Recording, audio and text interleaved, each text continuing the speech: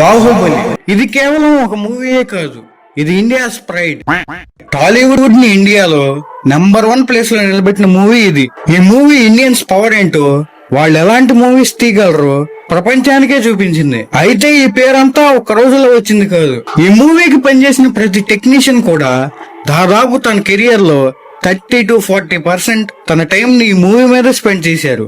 రాజేంద్ర ప్రసాద్ గారి స్టోరీ, రాజమౌళి గారి విజన్, ప్రభాస్ రాణాల కృషి ఈ మూవీ యొక్క రిజల్ట్. ఈ మూవీ యొక్క ఫస్ట్ పార్ట్ 2015 లో రిలీజ్ అయింది.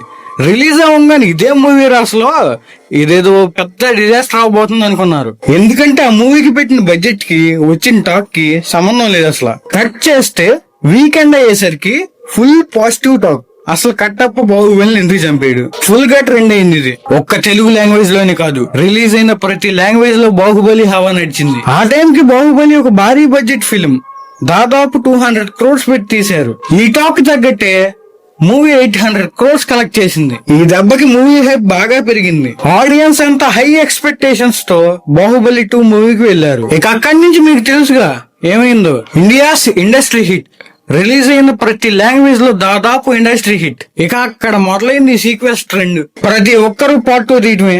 ఆ మూవీ హిట్ అవని, ఫ్లాప్ అవని, కలెక్షన్స్ రాని రాకపోని అసలు దేంతో సంబంధం లేదు, ముందు సీక్వెల్ అని అనౌన్స్ చేసేస్తున్నారు. మనం నెక్స్ట్ అప్కమింగ్ సీక్వెల్స్ గురించి వీడియో చేయబోతున్నాం, దానిలో డిస్కస్ చేద్దాం. Then coming to the point, ఈ మూవీ రిలీజ్ అయిన ప్రతి లాంగ్వేజ్ లో ఇండస్ట్రీ హిట్ అయింది కదా. అసలు తమిళ వాళ్ళు తెలుగు మూవీసే చూడరు, అక్కడ కూడా ఇండస్ట్రీ హిట్ అయింది. ఇది రా కిక్.